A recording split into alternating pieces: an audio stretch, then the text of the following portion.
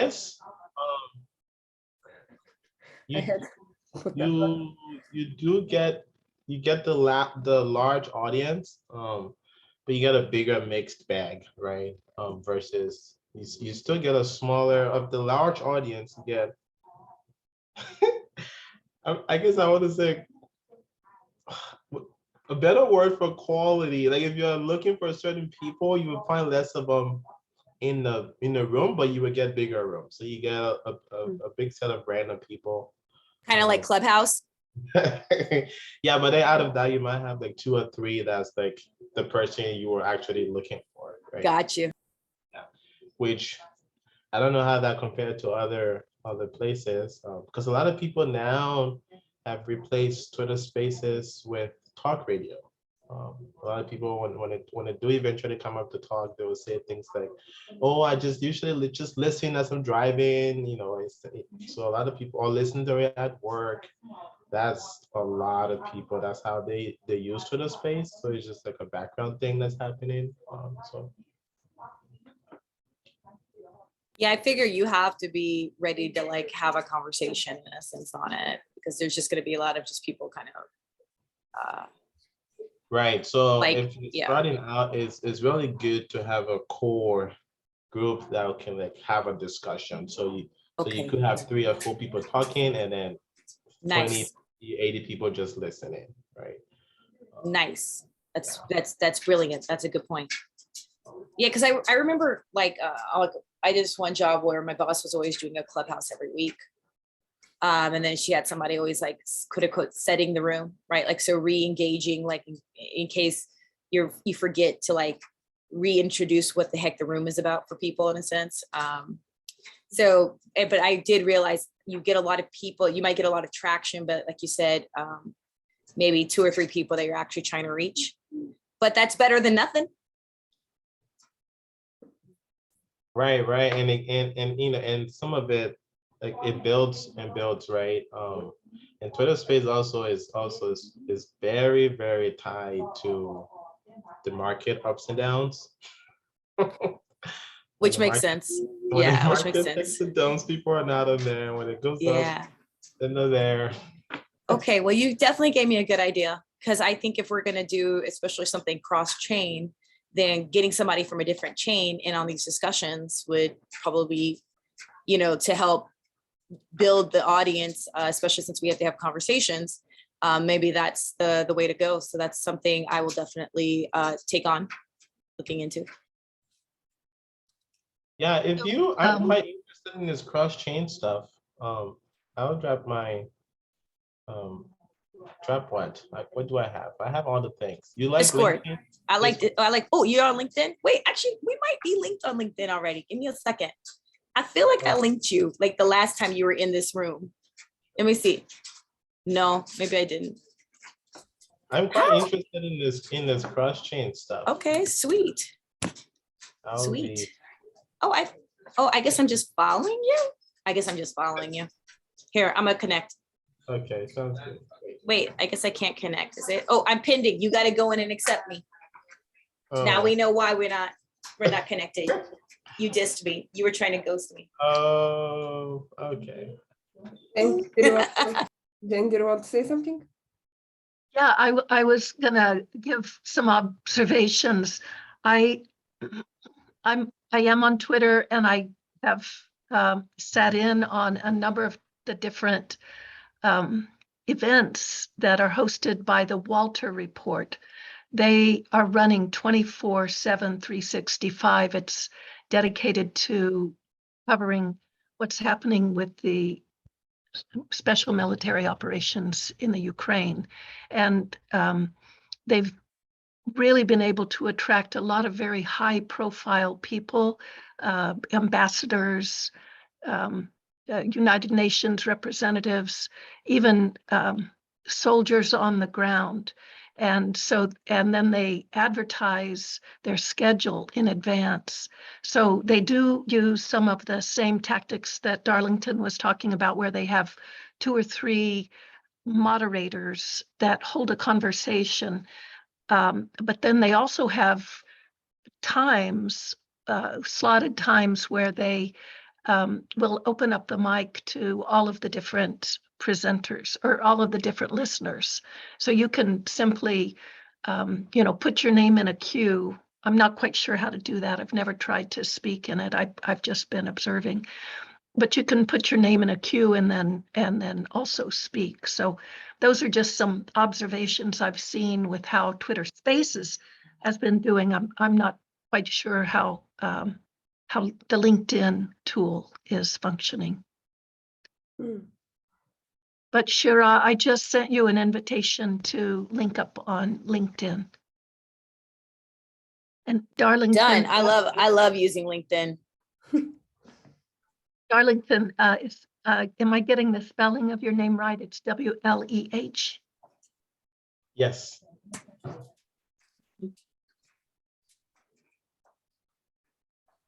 So on this Strange, issue, I'm not seeing it. on this issue of cross-chain collaboration, are you thinking in terms of technical collaboration on technical issues like NFTs, like taking NFTs that are written in Solidity and then converting them to the Adela Prism context? Is that a topic that you are interested in exploring, or are you interested in more the decentralized finance applications and their ability to trade in multiple currencies? Or what is it? What is it that you want to focus us on in this discussion? I think it is important to have all the different kind of conversations, not only technical, because there are many technical conversations that are going on, and I very much enjoy them. But I think there must be a balance, and this is the difference with the other communities that I see.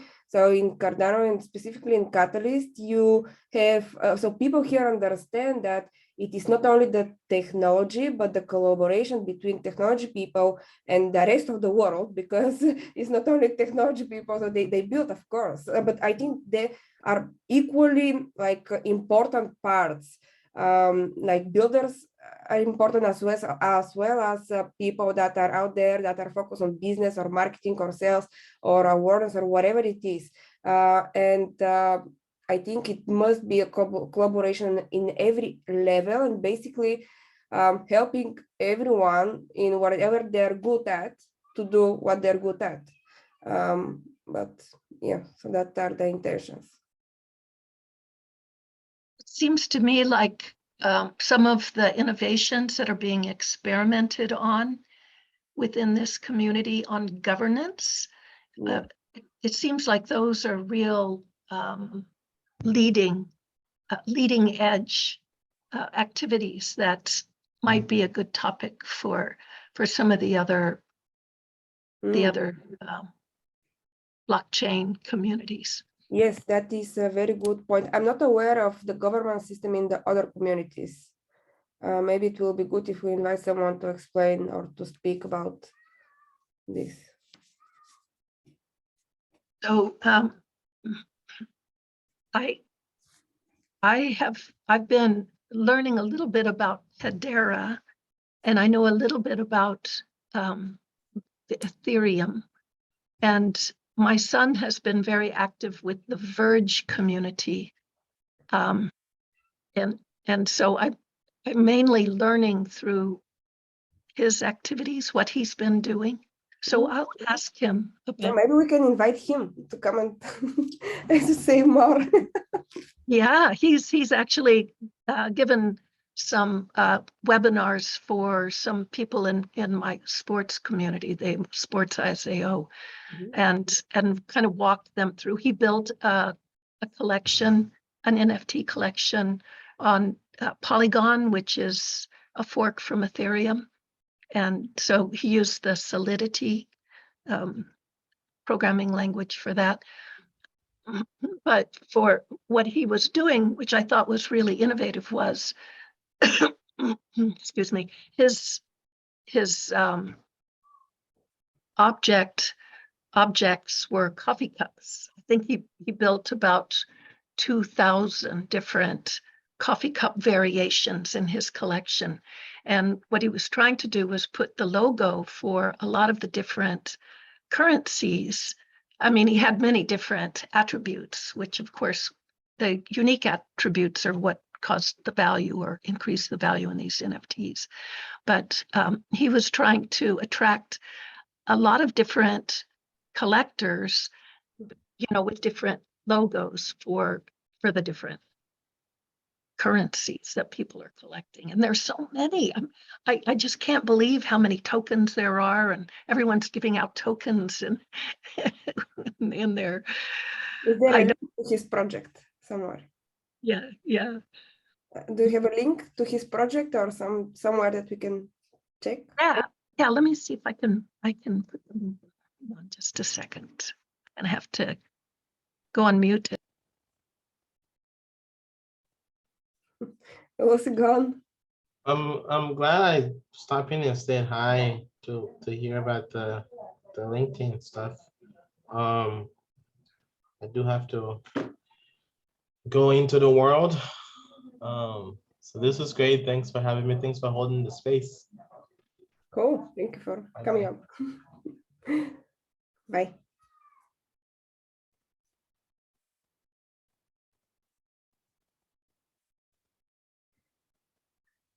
Are you on Discord, Lucy? Yeah. So maybe we can like communicate through Discord. I mean, like just in a sense of that it's easier. We can like know what we're all doing, like just for our own purposes. We're like, yo, I did this worked, this didn't, or maybe I did this. Hey, somebody else gonna do one tomorrow, just so we know. Okay, I'll add you to that. If you drop it into chat. Oh, Lucy, you're the one that sounds like Robata. Yeah, you sound like Robata. That's weird. We cannot hear anything now. Do I sound any better? I can understand you. You just sound like Robata.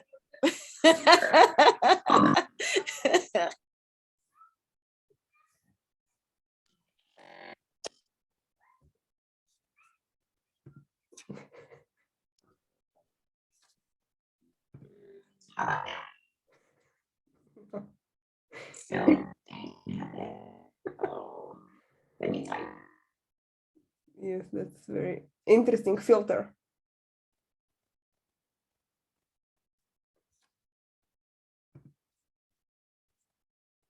Mhm.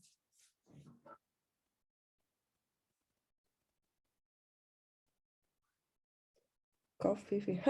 Very smart. Yes. It's on OpenSea. Yes. So he creates who creates the illustrations? Is that he?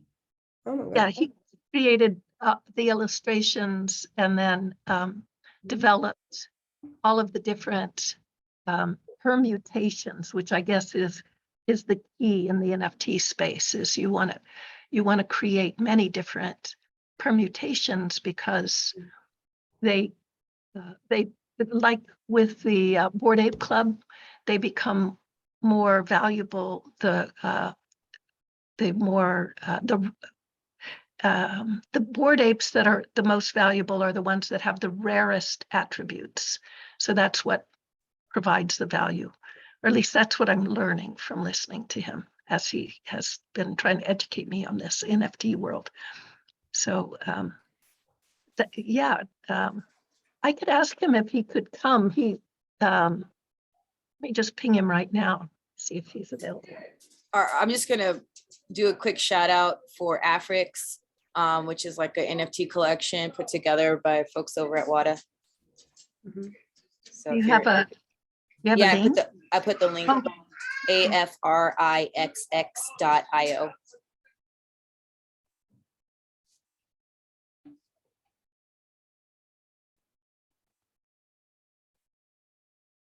Nice. I think they've all been minted. I've been trying to find out more, but I think if you are interested in some that are still available, I think you go onto like JPEG store,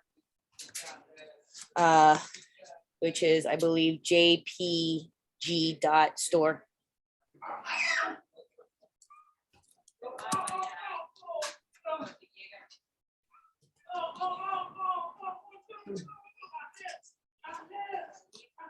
That's a very interesting project, the African generative NFTs. Right? I'm like trying to have a conversation with them about that. Like, it's very interesting. I want to know more.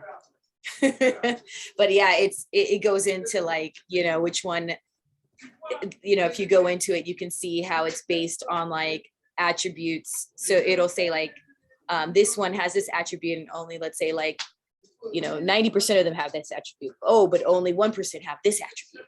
It's pretty, you know, so you could see that it's like the price, it will be dependent on these, like how rare it is, you know, in terms of its attributes. Mhm. I was like, you guys need more women.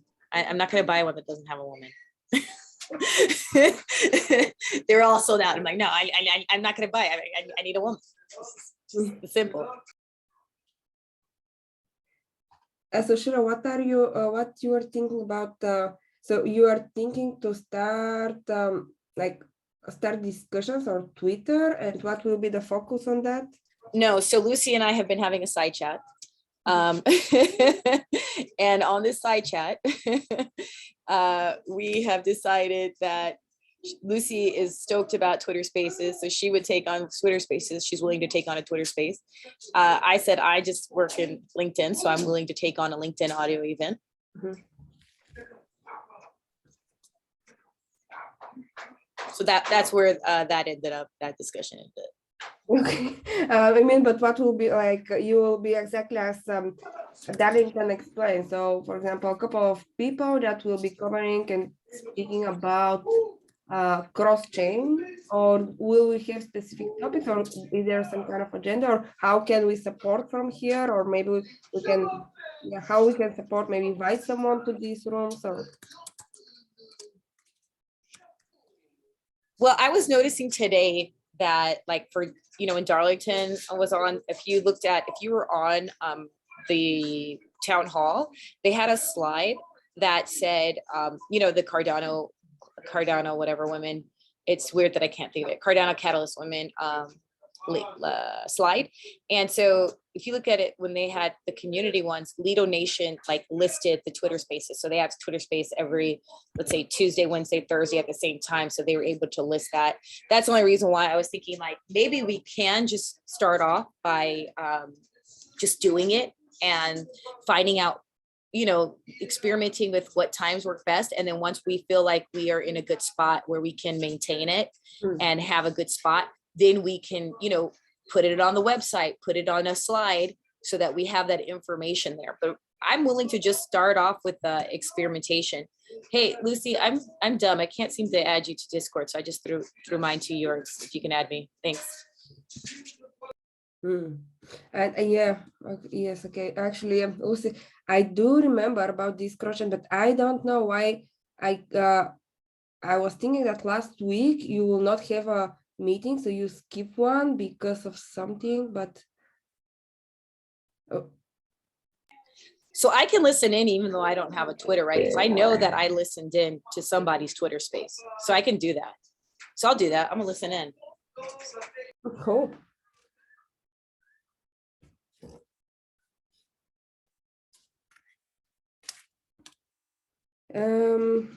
Okay, so that is one thing. So one thing is conversations. What actions do you think will be, or is there someone that has a proposal in cross-chain collaboration in Fund 9? Jen, you have. We cannot hear you. Yeah, mine is on threat intelligence. I explained it, I think. Yeah, also it's in the on the Or cross-chain. there. I It's in the did. cross-chain collaboration. Yes, I did notice that. It's called Tip Yeah. for Collaboration. And I did take your recommendation to Yes. revise my video, and I now have a revised video. I'll put it in the chat here. Oh, cool.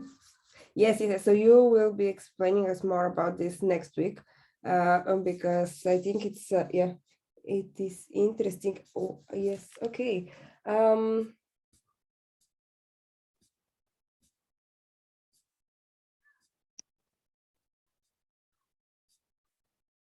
But when I look at a lot of the proposals that are in the cross-chain collaboration section, it looks to me like they're heavily focused on technical issues.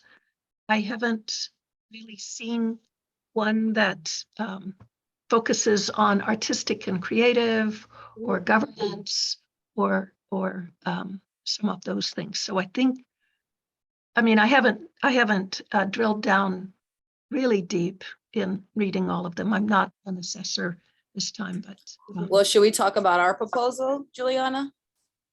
Just for a second, in case people weren't aware that Cardano Yeah, if you Catalyst Women put in a proposal for cross-chain collaboration. yes, I would love to hear it. actually we have one, but yes. So I think Fund 9 is in general is more technical. So I saw that more of the proposals in cross-chain collaborations are technical, but I think like all the challenges are quite technical. But in general, if you look at all the challenges in like the previous challenges, the previous funds, there is kind of balance. Fund 8, for example, was quite more creative, while this one is more technical. And in general, overall, I think there is kind of balance. But yeah, we will see next one, Fund 10. Oh, tell us about what you submitted about the proposal. Yes, so actually, let me find it. So we submitted to support this group that we are here with, one second to find this proposal. To do more events, more like online and in person. Yes, Okay. and, yeah, go on. While Yeah. you're looking for that, I'll let everyone know that I just talked to my son, and he was actually on his way to work, his day job. So this would not be a good time for him to come, but I noticed that the women's group does, let's see, Yeah, there's another time, Thursday, yeah, Thursday at what's the time on Thursday? 6 p.m. UTC. 6 p.m. Okay. Let me see if that would work with his schedule.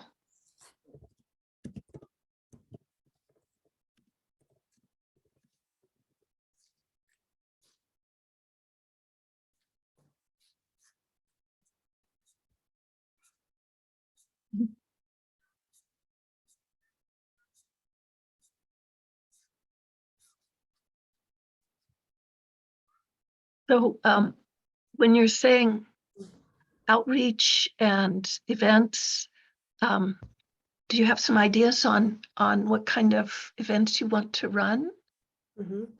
I just posted the proposal in the chat.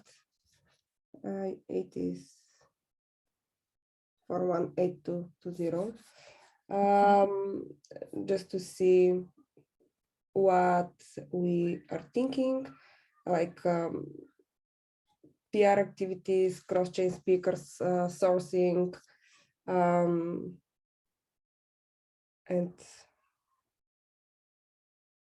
some other activities supporting these spaces. I'm gonna bookmark it and read it here. Yes. Cool. Sharon, go on. Oh, about the proposal? Yes. Yeah, okay, so yeah, the link is in the chat. The title, in case people are like me and they don't look at it, can't see things like that. Cross-chain Catalyst Women activity. And so the point of it was is to just get funding to support more more activities. So like people being able to support like a Twitter space, you know, doing like more activities where we feel like if we can also have like, let's say like paid administration and just general support, because we were talking about half the problem, and this is just in general, and I don't know if we included that as a link to an article, but you know, a lot of times I'm going to say everybody, but because we're talking about women tend to overcommit and get burned out. And so we were thinking like, if we can create a way where people are being funded, that at least that will help alleviate, you know, it being sort of done on top of everything else, you know, at least. And so, and also just to really support it so that we can gear up recruitment for the, you know, for the few people right now that are using it. We're finding it really, really valuable. Like we want to make that time valuable and that space valuable. Like for instance, I was on a call and Juliana taught me a lot, or gave me a really good information. And I was like, and we all felt good. We were like, these are what these calls are about. Like we're actually imparting knowledge about working in this space, but not doing it in a, like necessarily, you know, like let's say, how do you say this? Just in a more collaborative space. And we're hoping that once more, we're able to recruit more people from more, you know, different blockchains, that this, when we talk about cross-chain collaboration, it's really going to happen like organically from getting to know one another, from learning from each other. And that, you know, like I said, more organic, as opposed to like, I have this project, let's find somebody to connect it to, you know, as opposed to saying, oh, hey, we're having this. Oh, hey, why don't we try this? And I think that you're going to get things that aren't necessarily always technical, kind of like what you were talking about, Jane, where you're saying, oh, the cross chain is just so tech heavy in a sense. And I think that from getting to know one another as people and really talking about our challenges in this space and learning from one another, that we're going to see just deeper and truer like collaborations come out of that. So that's the point of the proposal. Any of you ever used Slack as a communication tool? Mhm. And do you find that to be useful? I found more useful Discord. Same.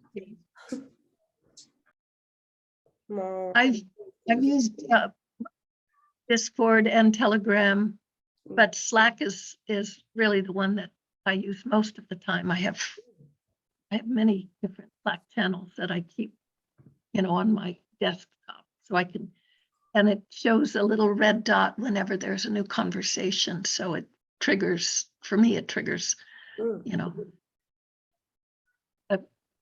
you know, an action so that I can go in and check to see what someone is saying. But Discord, so I've not really connected that much with Discord. Is there a Discord women's?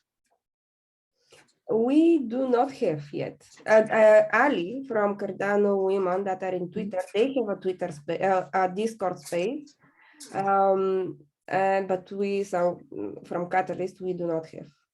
Yeah, I definitely think that we should have one so we can communicate for sure. And I should say that because it was helpful just having that little space when we were trying to figure out the proposal. So like, it was like, oh, this is nice. We just have, you know, like, so definitely having a Discord space would be, in my opinion, really helpful. And it works the same as Slack, Jane, because I've used Slack before. And you'll get notifications that something's there or not. And for me personally, if we can keep a really clean server, that'd be great. Because I feel like so many of these servers are just so busy needlessly because it's the same, I'm going to use the word channels being used. It's like within the server. Like, so for instance, you know, I'm going to the hashtag. So it'll be like hashtag this group or this channel or group, whatever you want to call it.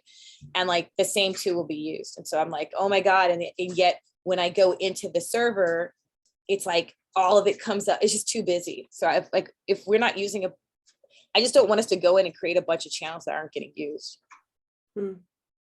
Yeah, I think Slack and Discord, I think the only, not the only, they're quite similar, but Slack is paid. I think it's limited to some kind of like 2,000 messages or something like that, then you have to switch to the paid version. While Discord is basically for gamers. That was how they started. And it's they keep it free. So you have the premium version, but you can keep it free. The better thing I think with Discord is the search engine. Although Slack has also a good search engine, but again, it is paid. So it's more for organizations that have the money to put there. While open communities, I think they just use Discord. So when you use Discord, are you able to set up sub-channels like you do in Slack? Yeah. Yeah. Pretty much the same. Yes. Channel should be created as needed. Like sub channels. So that's what I'm saying. Like, so if you have I agree that Telegram kind of sucks because, oh, I guess Megan wrote that in. Sorry. So it sucks because you go in it and it's just one long thread. And I can't stand that. Like I want things to be fleshed out. And I know that some people just have multiple Telegram channels to help with that. And that's the cool thing about Discord is you can have a server and have all those sub channels like Slack. But I'm just saying that I feel like sometimes people just go in and create a bunch with, I don't know what the thought is, as opposed to creating it on an as needed basis. So then it just ends up with like a busy server for like, and like I said, and people only using, a certain amount of the sub channels, the same like 3 sub channels getting used, but then there being like 100 sub channels. I just can't stand it. I can't, it's visual chaos for me and it confuses me. I just hate it. Yeah, this is what exactly Megan is saying, that is overwhelming and it's one long thread. And then you get confused and just you skip that and make it resolve.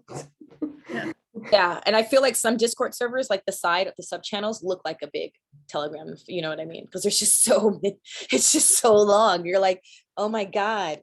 So I was saying is if we come up with some like, let's say like you have a channel because people are like, oh, we want a sub channel because we're all working on the proposal only for people working proposals, like stuff like that, where they come up organically, not just because you're like, oh, let's pre-make all these sub channels. And really the one open chat is the only one that gets used, Yeah. So I'll tell you a little bit about my experience with Slack.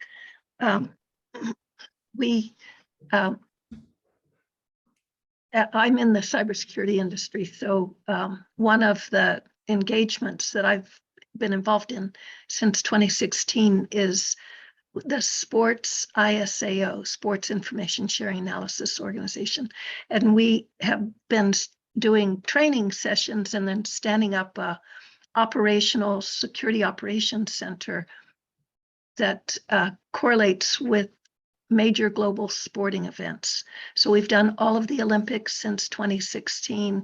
We've done the Men's World Cup, the Women's World Cup. We've done several track and field, global track and field competitions. The Men's World Cup and Women's World Cup are coming up here. The men in Qatar, the women in New Zealand.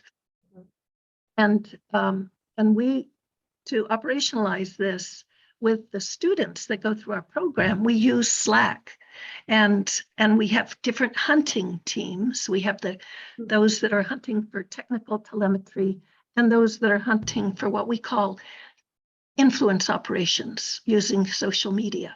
So we have the different, and so we set up different sub channels for the different hunting teams. So this is, as Shira is advocating, it's very organic. As we identify some threat actor that is taking action against an athlete or a team or something like that. Like, for example, during the Seoul Olympics, you may recall that there was malware that was dropped on several of the servers and they tried to shut down the opening ceremony. So we were tracking all of that in real time. So we, will set up a Slack sub channel, and then all the threat hunters that are working on that will join that sub channel. So that's just another example of how we've used Slack. That is a very huge challenge. A very Yeah. interesting one. Yeah. And because we're always using the community version rather than a paid version, then I will, because I need persistence with the data, because I need to be able to back up any conclusions that we come to. So I cut and paste all of the different conversations into a Word document that I keep with my files.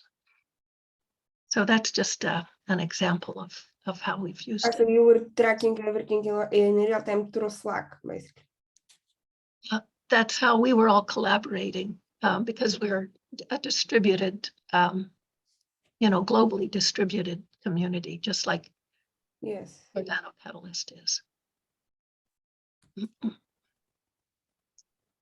you So ever, Lucy, is someone, yeah, Lucy left, but is someone has ever tried to break your Slack group?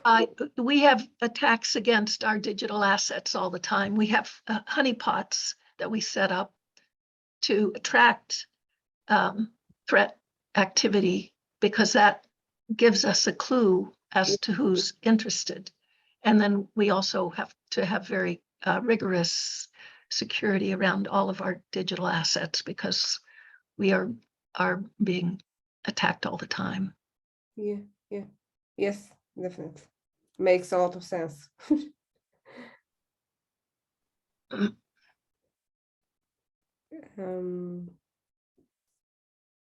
Cool. Yeah, okay, so yes, actually Lucy is doing also a lot of different activities that are she's involved in the NFT conference that is coming in October, I think, or October in Las Vegas, and it's about cross-chain, and she will be speaking with us in the beginning of August, so she will explaining more about this conference as well, this other cross-chain activity. Shira, do you have something else in mind? For what? I'm not getting the question. Just for these cross-chain activities. Oh, so like I said, for me, so we're thinking about, we need a Discord, right? Yeah. So we need a Discord, and then like I said, I personally am willing to support having LinkedIn discussions or LinkedIn audio, whatever you want to call it. Yes, okay. And then Lucy, I guess she left, but she said that she was willing to support Twitter, doing a Twitter space. Yeah. Yes, another thing that I'm like thinking is how we make sure that more women's proposals get funded. For example, if Jane has a proposal in this cross-chain collaboration, how we promote that through too many different people and through many different channels, so we make sure that when the women's projects are funded. Okay, well, that's a good idea in the sense of, okay, so one of the things that might be even kind of interesting is, I know that people have been doing like where let's say would use this space, this after town hall space to let people propose. So I would say women-led projects. So we could do that. We could also on the Twitter space begin our Twitter spaces just so that we know we just have content and we're up and running, having people talk about the proposals there. Maybe we can involve Darlington, because you will need some audience, because if you start the account right now, so I can provide you, we have a Twitter account, but there are not many people. Does someone explain how the Twitter algorithm works? Was it, do you need to have many followers on Twitter? No. So that's one of the things that was the brilliance of it, in a sense of when we were talking to Dana said, like, the way that Twitter spaces come up, it's like an event. So they will push, like, it'll be like a list of events or somehow be pushed out as an event. And it doesn't matter that it doesn't just go to your followers, because it goes to, whoever looks at this list of Twitter space events. So we could do that. That's why I was looking at the fact that LinkedIn is pretty much recommendation only or whatever. and then yeah, right now everybody is in like a Twitter space in that regard, like the Cardano community. So I mean, a lot of it is in Twitter. So I would say we could hit both of those, where we can use it to start our Twitter spaces, and then we can use obviously the space that we have now to help get more eyeballs on the women-led projects. I have a list actually with events where everyone can promote their proposal. I don't know if Jane, you're share your like someone else here. Megan, I know that you don't have, so we have together a proposal, and Chakhan, if I pronounce your name properly, I don't know if you have a proposal.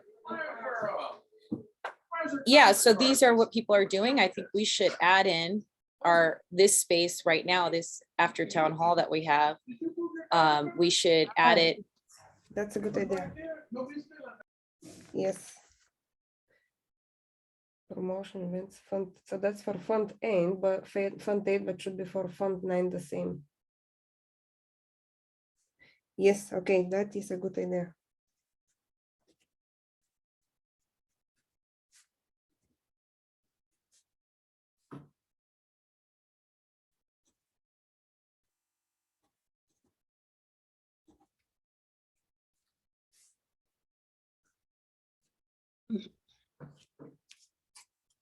So you're saying that those links for Fund 8 are the same as activities for Fund 9?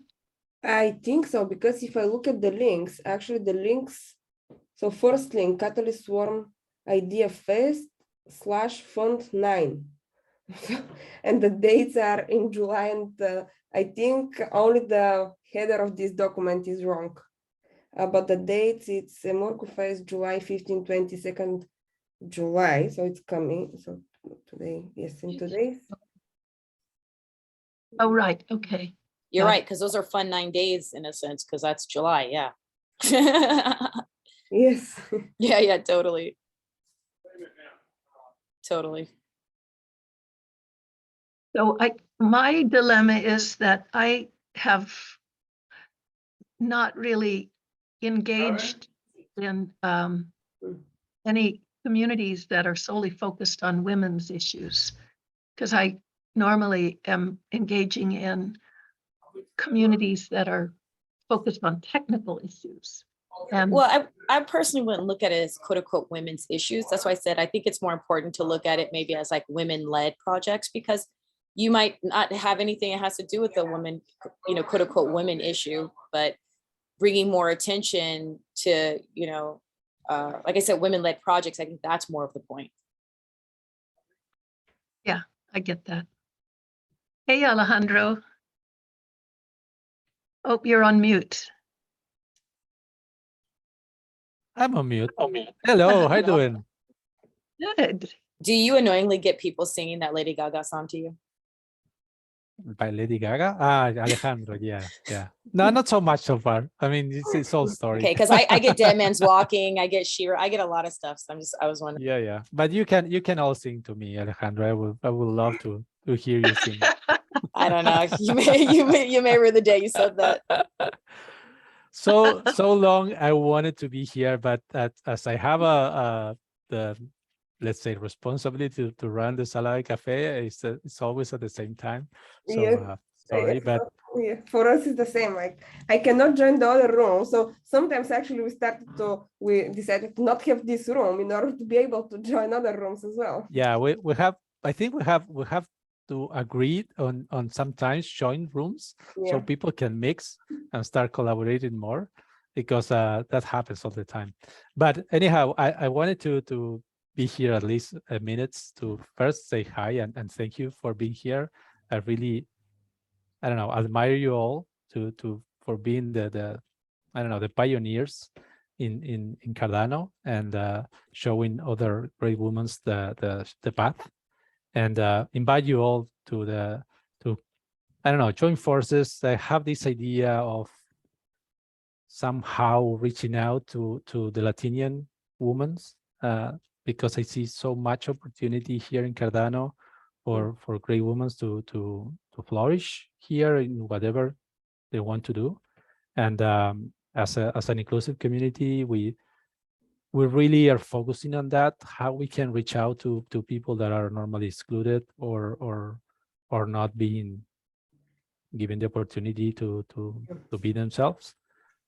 So just wanted to come by and say that, and open for anything that we can do on that, and of course offer you the space and our effort to make that happen. Cool, thank you very much. It's yeah, so we are actually just discussing how we can promote more women's funds. This is one thing that we are discussing. So women that have proposals in Fund 9, how we can bring more awareness about this so they get funded. And the other one is how we can, what we can do in terms of cross-chain events and speakers and Twitter spaces or whatever it is.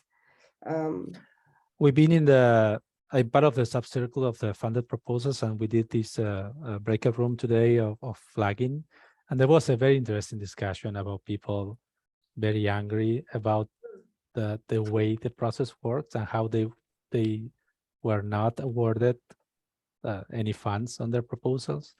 And it's very interesting because when you see about some things that happens in normal life, and here in Cardano it's not exception. I just wanted to ask you about what you say, because I really support to have a specific challenges for letting people the opportunity to compete on the same level of possibilities, because I don't know, every one of us that are, I don't know, socially responsible, let's say, and we want to produce a proposal on something social. And then now you have to compete in dApps and integration, right? With $300 proposals that are technical. And then you know that probably 90% of the voters will like it better, like a technical proposal than a social proposal. That's it. And last time when I think it was Melanie that proposed it. Oh no, you as well, Juliana. When we first met, you proposed your proposal was on the up and down and the woman for mentoring or mentoring for women or something like that. It was bring more women to Cardano. Yeah, and I remember the amount of downvoting that you had. It was amazing, right?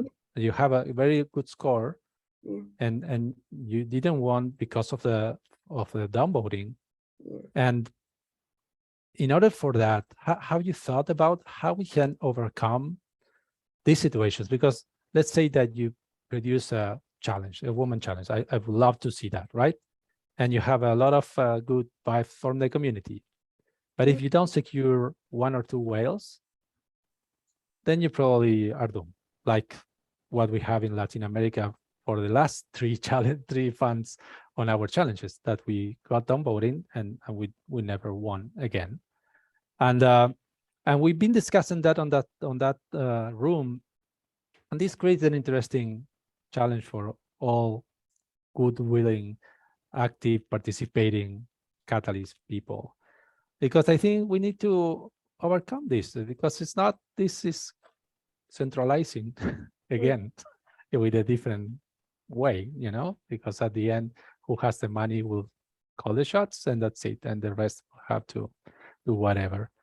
So it is very interesting to think how we can collaborate, but in more actively purpose-led way on how we can, as a community, get things that we want as a community to be real. And I think these things are part of that. Woman in Cardano, Climate for Change is amazing. C4C has been there for how? Probably 9 funds. And it didn't get funded most of the time.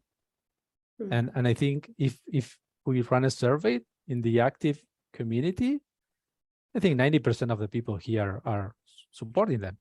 But then when you go and vote, 2, 3 whales go against them, and that's it. And there is no chance. So that is very interesting. Why is that? Why Why people vote against? What is Because there are interests, you know, there are interests. When you have I don't know, let's say $1 million of the treasury that can go either to a challenge for women or a challenge to Latin America or something else, instead of something that anyone or somebody wants to grab, they choose to grab it. It's a competition. It's like we've been talking about this Spark, and it's amazing because last fund, in Fund 8, they've been awarded 51% of the Ethereum challenge, 51% in 4 proposals. None of those 4 proposals have more than 3 in rating. Okay. 51% of funds went to them. Even they have a proposal that was almost empty. It has a 1.2 as a ranking. Yes. So who's calling the shots? Are the whales, are the people that has the money and has the power to vote. So I think if we maintain this focusing in creating great proposals with amazing people, is not enough. So we need active campaigning. We need to collaborate, join forces, get the word out, and make plans on the things that we really care as a community and make that happen. We need to put this word out to specific whales. We need to reach out. For example, I don't know, Charles or the foundation. Hey, Cardano Foundation, who are you going to vote? You have 15 million ADAs. Why not putting those 50 million ADAs to work for the community? Why not? I mean, they will not vote without a community consensus on how they should vote, right? I mean, and we need to speak up. And I think this is something that needs to be done sooner than later. Hey, Yoram. Alex, I always know where to find you. Alex through the channel, through the rooms. No, it's great to be here. Yeah, sorry for joining late a little bit today. So it's like in real life, right? We need to campaign more actively and more outspoken to things that we need to happen. Because at this point in time, I think we need to happen. It's not optional. This community will not grow and Cardano will not be a success just by throwing $7 million on dApps. And that's my opinion, right? So, Yoram, just to bring you up to date on what we've been talking about, we've been going around the circle, talking about different avenues of outreach to try to bring more women-led initiatives in. And Alejandro then joined us, and he suggested that we need to reach out to the Latino community more effectively. And I think that's a fantastic idea. I'm wondering, Alejandro, do you have some ideas about how we can do that? Do you have some channels that maybe we do? Actually, we have the LATAM Town Hall, which is every single Thursday that happens. So that channel is more than open for anything like this. You are all welcome. Yoram was invited to town halls ago, and he was a rock star. But we need more women to speak up there. But also we have, I've been talking with Ali from Cardano for Women, and I was kind of begging her, saying, hey, we need to create spaces to join forces and reach out more people out there. In my case, I want that to be aimed to the Latino women, right? But yeah, I think it's about creating stuff that people can consume in a more easy format, in a more wider format. And if you look at Twitter, for example, where most of the NFT community usually gets together,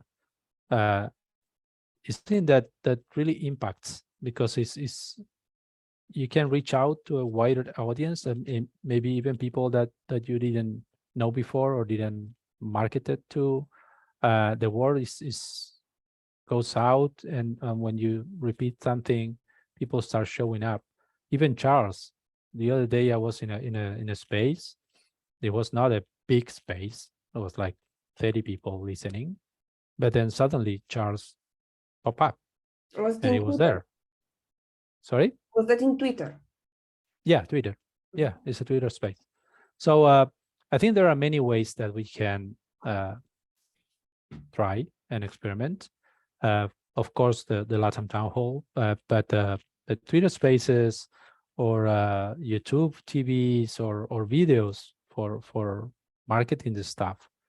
But we need to reach out. And we were talking, Yoram, about this situation where we are facing right now in Catalyst, which is that whales are kind of deciding most of what happens and what doesn't happen. And you are part of the example that I put on C4C, right? Because C4C was downvoted several times, and because of some interest that didn't want that to happen, right? And they were talking about creating a woman challenge, and I'm totally for it. But if we don't secure some whales that really and actively and openly support that challenge, probably it will be downvoted, and it will be a lot of effort and frustration. So my suggestion was that we need to speak up more, collaborate more, and get the word out on the things that we want to happen, and not just create a good proposal that has a good rating, because that doesn't make it at the end. Yes. Yeah, actually, I just missed one comment that Megan did some time ago, and it was about. So I think she's right, because we speak about women here, like specifically, but actually the idea is more about diversity and inclusion. It's not only women, but really it was diversity and inclusion just as a culture to have it, not specifically because we are something special, but just to have this kind of open mindset to everyone. So yeah, that was a point. I disagree. We are special. Why? Yes. Yeah, that's true. Yes. Yeah, I think it boils down to what we want to build here, right? If you want just to build something that is similar to everywhere else, then okay, we should not worry about it. But if you want really to build a new system, we cannot, we cannot have it without having everyone included, right? Otherwise, we'll just build the same system that we have today. So why we are here? Why we are saying all the time? So, women inclusion, yeah, it's have to, basically, it's not only women, as you said. So, and this is what we try to show them. I don't know if we did a good job, but we try to show today that it's an opportunity, right? I mean, having women, a lot of women here, or that, everyone will be represented, it's an opportunity to actually build better systems. We cannot do it without that. And if we do that, I mean, this will be much more successful than anyone else, because everyone wants to be here, right? We want to come to such a system. So I think that's what we need to present it as an opportunity. We do not need to stop kind of saying, it's important to have it. No, without that, we will just miss a huge opportunity. And then that's the way I feel about it a little bit. So Yeah. I've been really reflecting a lot lately on the societal transformation that's occurring as individuals are beginning to migrate more and more away from Web 2 architectures and artifacts and more toward Web 3 architectures and artifacts. And I am particularly professionally interested in the attack surface that opens up, and then how to protect people from that attack surface. But beyond that, apart from that, there are all of these other phenomenon that are going on. And that has to do with this whole notion of equity and voice and the resonance of one's voice in this new sort of psychological and infrastructure phenomenon that we're creating that's called Web3, but it really can be recognized as something much more than just a technical architecture. And so I think that's what you all are articulating now. And but it's messy getting there. It's a messy road because there are so many different manifestations of wants and needs along this path. But this is a way, one of the ways to do it. It's messy because you need to break out from a lot of things that you are used to, right? I mean, people are used, I mean, nation, religion. I mean, you need to break out kind of from a lot of things that surround you to say, no, we can do things differently. Doesn't matter where you're coming from, what religion you have, what I mean, right? We are here to build something better for everyone, but we are living in systems which kind of categorizing us, right? Too much, and it's tough to break out of it. Very tough. And also, what to complement what you're saying, Yoram, I was thinking, and this is something that is coming to my mind more and more. We are kind of repeating patterns as human beings here inside Catalyst, as the ones that we've been educated and rise from in the normal life. And I realized that my take on the last 2 years that I've been around was I need to focus on doing this better and better and better, and create great proposals, great ideas, and do my best. But it's always, or was always, around what me as individual can do. But if we look at what the blockchain is teaching us is, and the human race overall, is that if we collaborate, we can be so much more. And it's amazing how things went out in my case here, because I found amazing people, and most of my, let's say, successes here are with others that I didn't know before, such as Yoram. And we talked together and we found ourselves and we have same purpose and we naturally start collaborating. But what if we can do this in a more wider sense, instead of everyone, every single one of us, nice people focusing in changing the world for the better, getting more inclusive, changing the system for the better, instead of everyone with a I don't know how you call these, the Blinders. Okay. Yeah. Each one with Like its a blinder, horse. right? Yeah. In its own proposal, trying to win as individuals. What if we start looking to the sites and start finding out great people that are willing to cooperate and collaborate and find better ways to do that?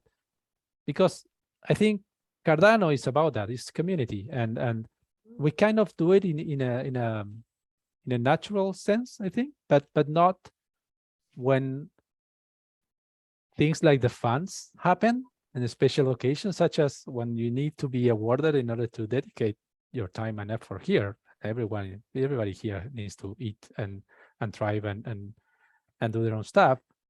What if we find a better way to collaborate? Because I think that is the strongest thing that we can produce as a disruption and in order to make things different. I think because it's if not, it's yeah. You have to, this is basically you have to that's a biological I think discussion, because there is many things that are in the human, and it is very difficult to change, but I think it is just the change will be slow, and I think yeah, Catalyst, it is implementing as you explained. But yeah. Consistency. Yeah, I mean, I totally agree with what you say. I mean, it's natural for all of us to, hey, if there is a challenge and if there is X amount of money, we are all competing with the same money. But then we tend to think that because we are professional and we write incredible proposals and you get a lot of unique ratings, you will be successful. And there are many examples that you are not. And you are not because the proposal was not great or you get great ratings of you didn't play by the rules, that we all are. It's because there are people that are not playing by the rules and they have power and they have money and they do what they want. And that's why a proposal with 1.2 in ranking got funded. And it was almost a empty proposal. So, and I think in order to avoid creating the same stuff that is out there, trying to creating something different, but they being co-opted by the same thing that we are in the normal life, we need to start talking to each other more, and we need to put our passions together and seek for ways to collaborate. And in that sense, if we are successful in that, nobody will able to tell us or do whatever they want with the normal way of doing things. Yeah, I could add as well, we need to come also with new solutions. We need to come with different solutions and ideas and try them out, right? So for example, with Cardano for Climate, we are playing with a new idea.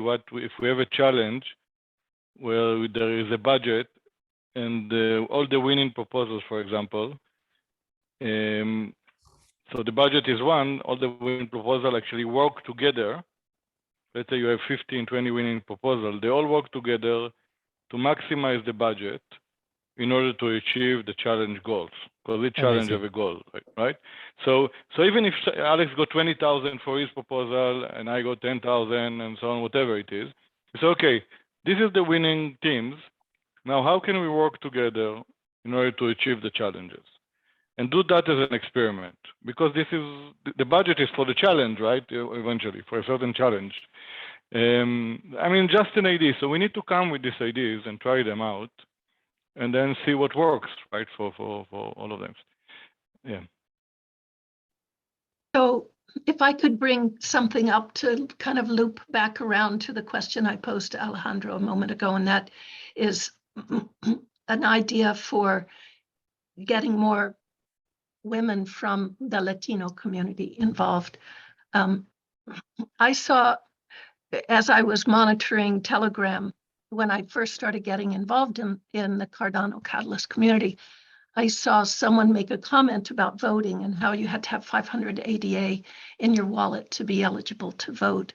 And then someone came back and said 500 is, you know, a few coffees for some people, and it's a month's salary for others. So there's this whole notion of equity. I don't know if you guys know about the Economist came out with this Mac burger, what a McDonald's costs in different places around the world, the Mac burger index. Well, so what if we somehow create an opportunity for individual women from maybe Latin American countries or African countries that where there's a great disparity in income, we create scholarships for the women to be able to participate in certain trainings or certain functions. Before you gentlemen joined, we were brainstorming about how to do, more effective outreach, and the Cardano Catalyst women have currently have in Fund 9 a proposal to facilitate some of that outreach. So I'm just wondering, I'm coming in after the fact. I'm sure you haven't budgeted in scholarships this time, but perhaps in the future, it might be a good idea to budget in scholarships for X number of people. I am speaking about this because this is what we've done in the sports ISAO and the training that we've been offering for the stand-up security operations centers. we issued a certain number of scholarships, and that really helped recruit individuals that could, you know, that were interested, but they didn't have the resources to be able to devote to it.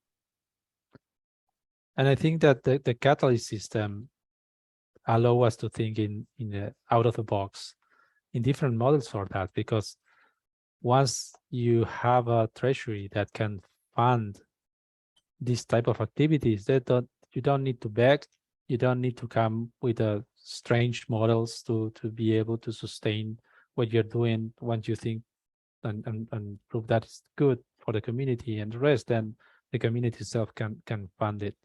The thing is how we can produce, let's say, more fair game, that when some of these proposals arouse, they have a real chance to win.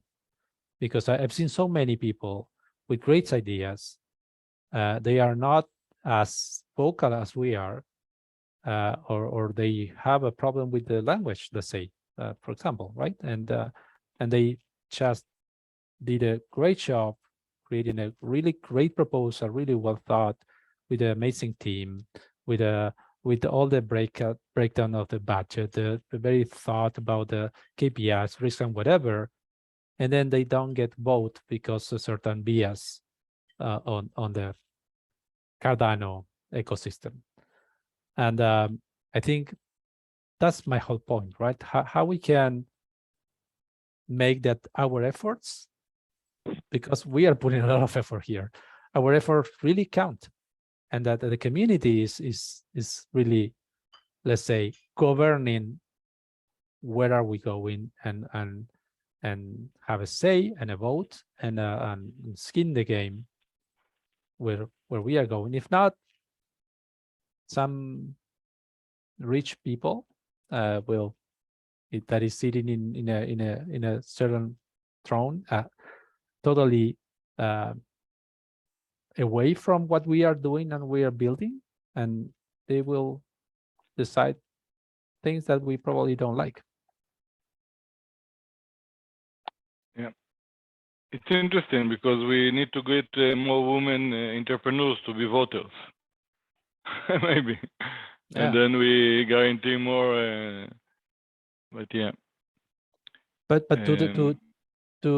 sorry to take more time, but to James' point, and you hit something that is real, and for us is really real, which is we put a proposal of creating a campaigning office for LATAM reps, right? And this is not emulating the outside world.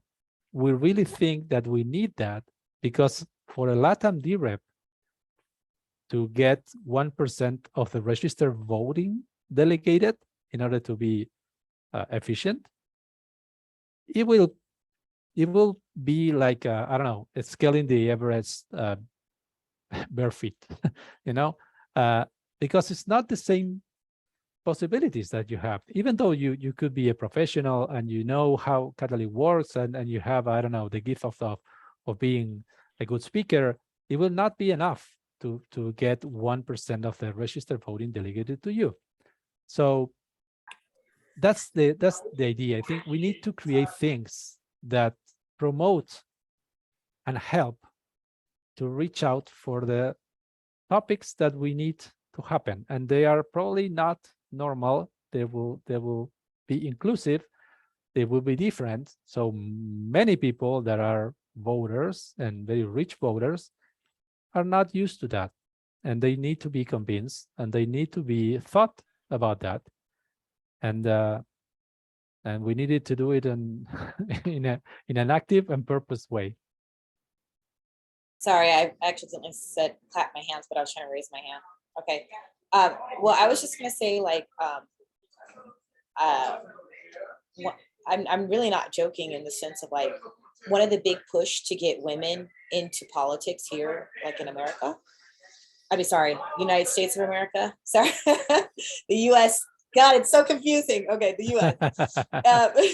So one of the things that they did was they literally have classes. I'm not kidding. Like they're like, if you think you're interested in running for office, like they created classes so that people understand what it takes. Like, how do you register? How do you connect with voters? What's the best way? I mean, it's literally like a hand-holding thing, but this has been effective. I mean, you've seen way more women politicians now.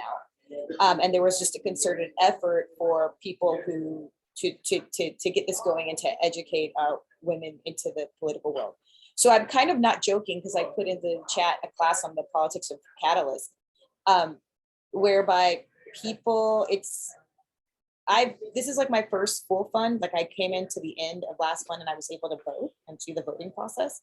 And I've learned so much, and it really is in any space you go to. It's not just Cardano, it's literally any space. You have to understand the politics of the space. And you fail, and I failed before because I did not understand the politics of the space. And so how do we help educate more people about the politics of the space? Like, for instance, I personally found it really interesting, the fact that you said this whole thing about whales, and I've heard more and more people, the more of these ATHs I go to, I hear more people talking about the issue of whales and all of that stuff. But it's like, how do we connect with whales? And that really is a good question. And thinking more like that along those more of like what I'm gonna say politically strategic questions and strategies, it's like, wait, it just makes more sense, and it's way more realistic. I do think that, yes, obviously, ultimately the system needs to change. But in the meantime, since it doesn't look like it is, we do have to start being more aware. And people, like, for instance, and I'm going to shut up really quickly, but the more people that come into the space, you're right, it doesn't matter if they don't understand how to be successful in space. We can have all this, we can have all more people, so that the, let's say the foundation could tout, oh, we now have 2,000 proposals. We have 5,000 new proposers, but it's the same people getting funded. So like, what are we actually trying to accomplish? Having just that many more proposals, or actually the diversity of people getting reached and having the capability of getting funded? So I totally hear you. I just want to say I hear you, I'm listening to you. And I do think that maybe next fund, it is something to discuss, especially like for us, for Cardano Catalyst for Women, that, you know, how do we get more women-led projects in, but also help support them? I mean, in understanding these things.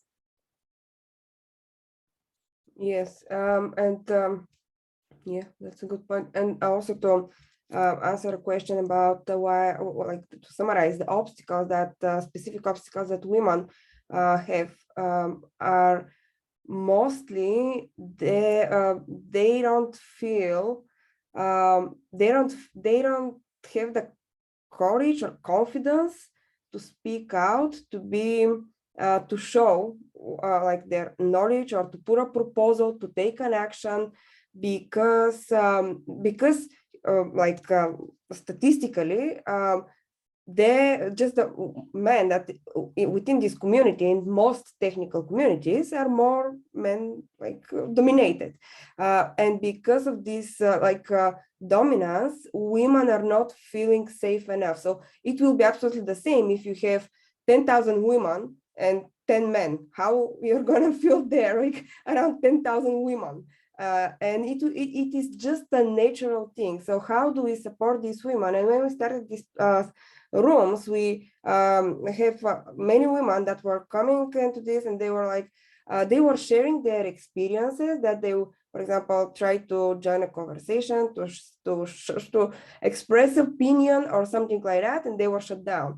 And that kind of repeated. And most of the time, they would even change their names, so nobody understands they're a woman, because it is not good. Which, because of all this feedback, and there is not enough trust to share really what you think. And there is very smart women, technical, not technical, all kind of, as men. So there are men that are not technical and technical as well. So we are humans, and but this is the problem with the women. They are not feeling well supported. So there is one group in Telegram, but it is just a group where you can, okay, what you can do with the group. While we try to build these deep relationships in order to support each other and to be able to share. Yeah. I hope this answered the question. Maybe Yoram will continue. Yeah, so I think, I mean, I agree with you that there is women that obviously find it more intimidating and less sharing and so on. But still, if you think already, there is a lot of an amazing women on Catalyst already, right? In many different areas and categories. So my take is how we bring first. I mean, let's try to bring first these women on board, right? That somehow and kind of, I mean, we need to create this environment for women. And as you know, we are working on it together with She Change Climate and their network of women. But I mean, we are still small enough to bring a lot of great women on board, leaders, to build Catalyst as a place that is comfortable for everyone to come in, right? That's what I'm saying. I mean, it's still early enough to do that. And yeah. I think so. There are like a couple of women that are like Alison as well, and Zoe, and some other people that like many like names. But so we have these women, but I think most of their work is focused on the work. So they want to like deliver what they are here for. While there is still a very big part of these women that are out there and they're sitting there and where is the support there? So they just don't have the same confidence as, for example, we might have here that we show up. Yeah. So does that answer the question? No, I mean, I mean, the question is, I think, how we bring, how we make it more inclusive, right? I mean, eventually. Not only how we bring, but how we keep them, because, for example, in computer science in universities in the US, I've looked at the data, and it's very interesting that the numbers are equal for men and women, like joining computer science, and but then after, I think the year was around 7 or 8 years, they quit because they don't feel supported. And why? Like, it's not just. And I think, yeah, I think you have a point there, Juliana, because the safe environment is critical for trust, and not trust only to others, but also trust in yourself, because it's tough. I mean, being a proposer here, or building something, or being a professional, or being successful is hard. I mean, you have to have a lot of self-confidence, and if the place you're working in, or trying to be successful in is really against you, well, normally many people will feel really bad, and probably that is one of the factors that they quit. So I think I can correlate that with language barrier, because you can see in the Latin community, for example, many people that are there very active, and when you switch the conversation because somebody non-Spanish speaking is there, and you switch to English, those people disappear. I mean, they are active as hell, and then you switch the language, and because that simple thing, they are no longer there. So and that is something that I think, and I truly believe, that happens to many people that are not feeling included when we are doing things, and that's why inclusion and diversity is key, because you need to think out of the box and see how I can provide a safe environment for all these people to really be able to allow them to thrive, right, and flourish, and put the best of themselves in order to do whatever they want to do, and bring us to the next level, right? And I think that is a great point, because at the end, the biases are there. We are the biases. I mean, we grew up with that, and we were taught on that, and it's very difficult to change your wires, and even though you try to be a better person, you do defaults, right? The brain is like that. So how we can together create safer places where we all can grow together, right? You know, this is really the key. I mean, it's safe environment for everyone. I mean, right? I mean, for the how to create a safe environment. This could be the challenge for next fund, right? It doesn't have to be women or LATAM or whatever it is. A safe environment for everyone. How do we create that? Because there's different barriers that we need to overcome. And then how we teach others why it's so important, like voters and whales, right? And people that are saying only technology important or whatever. So I mean, how we create this safe environment for everyone. What is a safe environment? Another definition that safe environment has many aspects, and we have an expert in the room that is, can share her opinion. Referring to me, but my area is very narrow. I'm looking at, at threat intelligence. I'm looking at a safe environment in a digital space, but I think you're using the word in a much broader definition that implies attitudes and behaviors and norms and customs and in the digital space, there is no gender. It's irrelevant because it's zeros and ones. Or, if you're looking at influence operations, there is a gender and there is bias. And we are trying to ferret those things out. But I focus more on the technical telemetry side of it. So for me, it's zeros and ones. Yeah. But that's an aside. That's really tangential to what we're talking about here.